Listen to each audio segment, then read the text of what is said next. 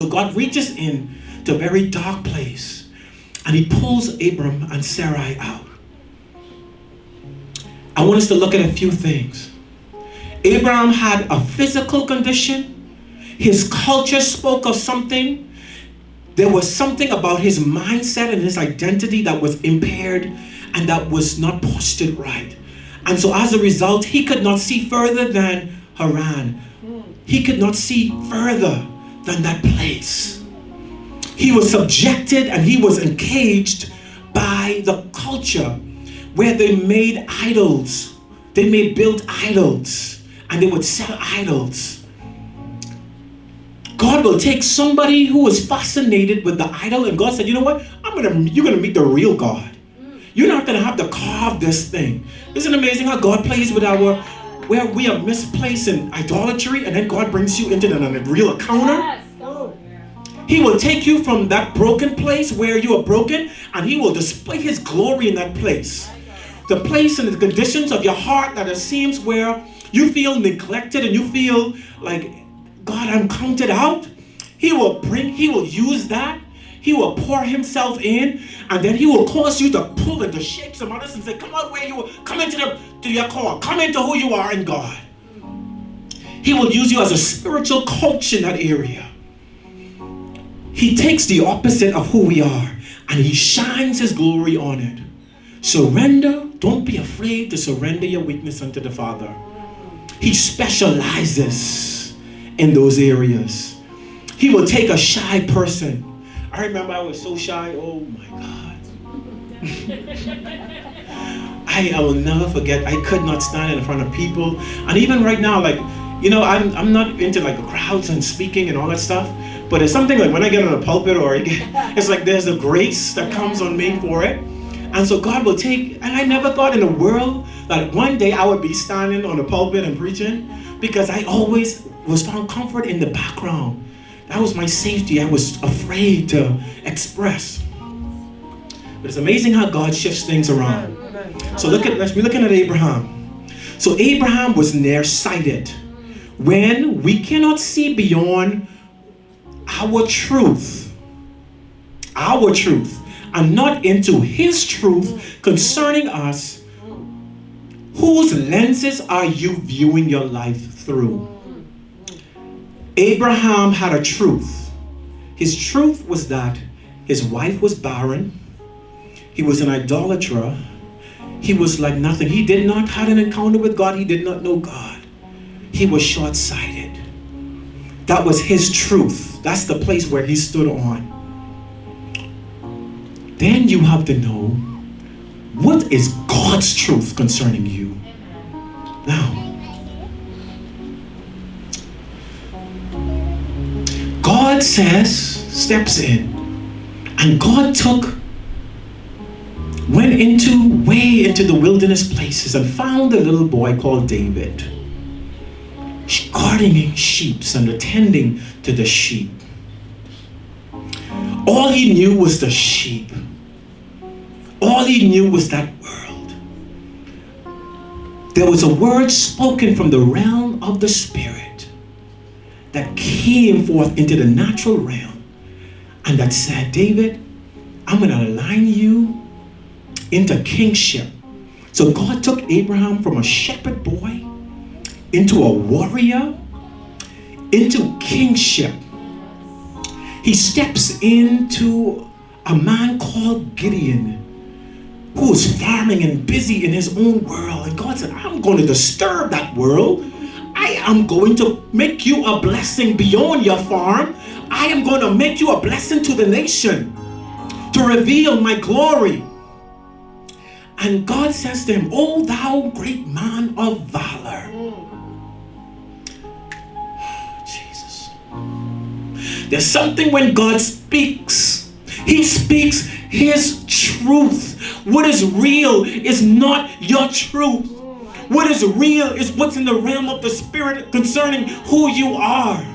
Not what your family says you are, not what your friend says you are, but who God says you are. So God will take a Moses. He steps in and he hears the cry. he hears the cry of sonship, and he raises up Moses in the midst of slavery. And he sets him into the royal house. And then he takes him as a castaway. And then he turns him into an ambassador. He was a castaway. He was neglected. He was cut off. And then God shifted redirected a new trajectory for his life and called him back, and he was an ambassador. God steps in with Esther, who's like an orphan, and God raises her up to become queen. Because there was an identity hid in Esther that only Esther knew and others did not know. And there was a moment where Esther had to respond to the real identity in her as a Jew. She could not deny it. Maybe she tried to suppress it, but there's something when your identity began to speak. And she was willing to walk a dark path to face the king. She became like a sacrificial lamb on her way there. There was an empowerment of the identity as a Jew inside of her. When God took Abraham, he did not only move him positionally. There was not only a positional shift. There was a dispositional transition. Sometimes God calls us out and we leave, but where we came from, we take with us. It's still inside of us. And God says, I want not just for you to transition and become saved, but I want to take that which you was a part of, and I want to take it out of you. We talk about the mask. We talked about authenticity, being authentic. And so God says, I'm going to move you dispositionally and positionally. There was a geographic move, and there was an inward move throughout that process. This is where Abram began to taste the waters and the death journey. This is where the place where God's life become our survival. When Peter faced Jesus, and when Peter was on the boat, there's something the Holy Spirit gave me for you. Peter's boat represents the letting go of his truth, trading it with Christ's truth, his new identity. And the waters was represented the faith grounds. Keep your eyes on God's truth and live and move from that place.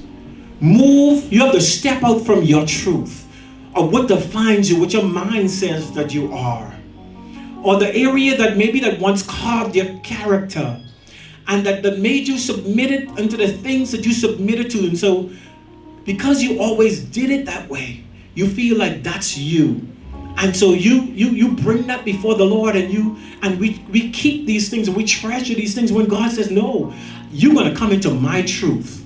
This is where the supernatural begins to manifest. And so here it is. What was happening when Abram and Sarai began to transition? There was an alignment that was happening, and I spoke this with our prayer meeting. There was an alignment that was going on in their spirit. What was happening in Abraham's body was happening in Sarah's body. And then the Lord, we know with the Lord that he stamped them with a new name. Their new name represented who he really was in the realm of the Spirit. Who are you in the realm of the Spirit? Not what your church expects of you, but who are you in the realm of the Spirit? And so they were open to who they really were. And then that thing in them began to align. And then we know of the miracle.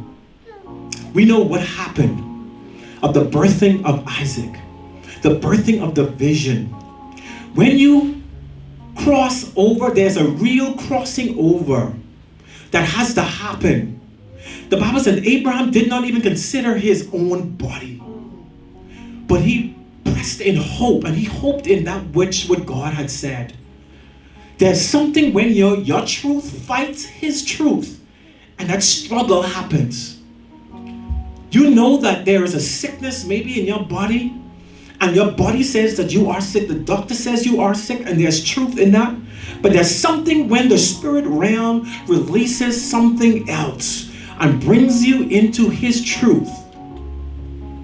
The real you is in the realm of the spirit.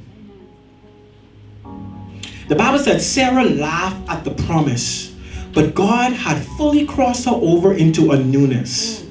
Unless we are cut off from the land of Chaldea, we will bring Chaldea with us. We have to let her go. We have to let Haran go. And so God says to Abraham, what I'm going to do now, I'm going to circumcise you.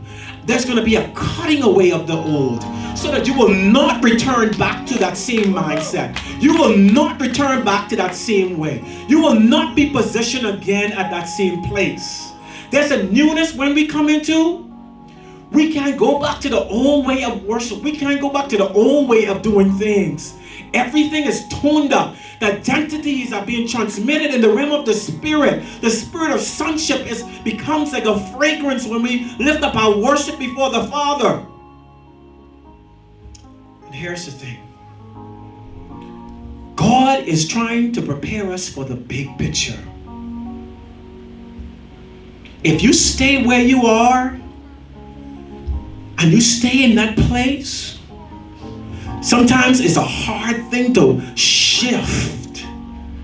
When all you're hearing around you is one thing, and when you begin to determine and make and say, God, and you begin to cry out before him, and then he began to perform his word in your life.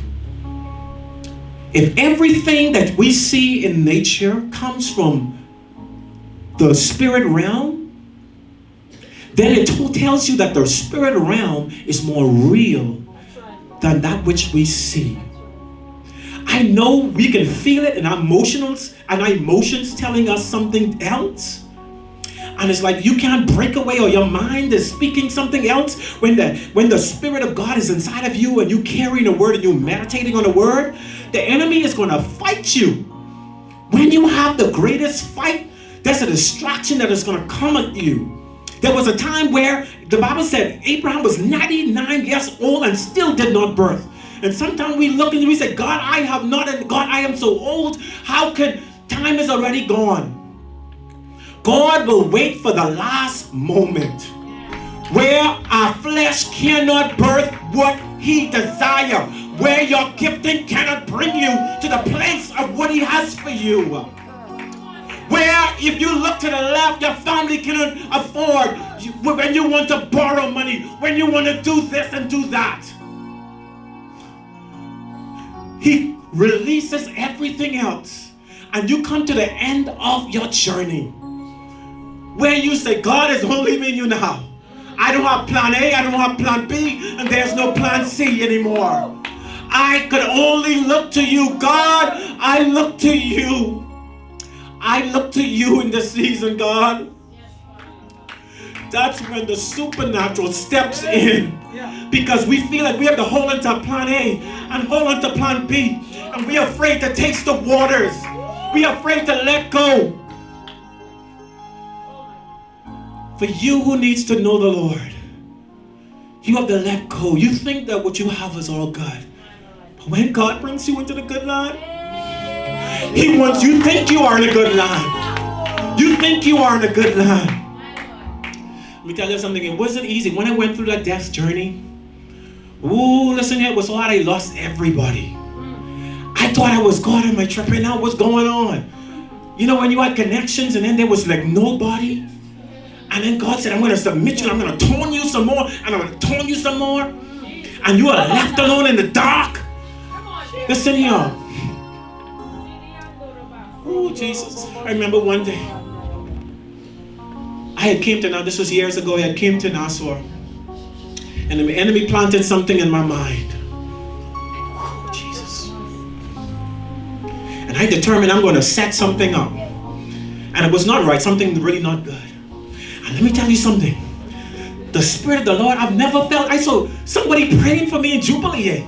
There was like an angel came, something came down in that house, and it shifted me. And my cry, I began to cry up before the Lord. And I was like, oh, my soul began to cry. And it was like God was saying, now I can deal with you. Now you are allowing, you brought your truth before me. You have to know your truth. Don't deny your truth. But we are not to live in that truth. We have to live in His truth. And God shifted me into death path. There was a death walk of dying. It was like a self of dying. It was like my walls like broken down. It was like I had no name. It was like I was carved out and put and buried and stumped and steeled. But I remember when life came back in me. Oh, I remember the day I I felt a shift. I said, oh God, this is good. I feel I literally died. It was like a literal death. And it was like my spirit, something in my spirit shifted. There was a turning over. And I felt the life of God coming in me. And I was like, oh God, this is good. You know, it was like, and then I saw from a different perspective. I was like, oh my God, my whole world is different. I see differently. I no longer see from the perspective as below the mountain. I am on top of the mountain.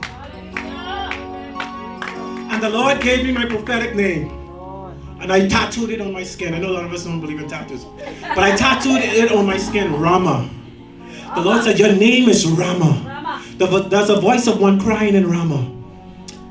And when I Googled that name, you know what it means? It means height. I was like, what? It means height. It means elevation. And God stamped His seal. He says, now you know who you are. He said, you are not going to be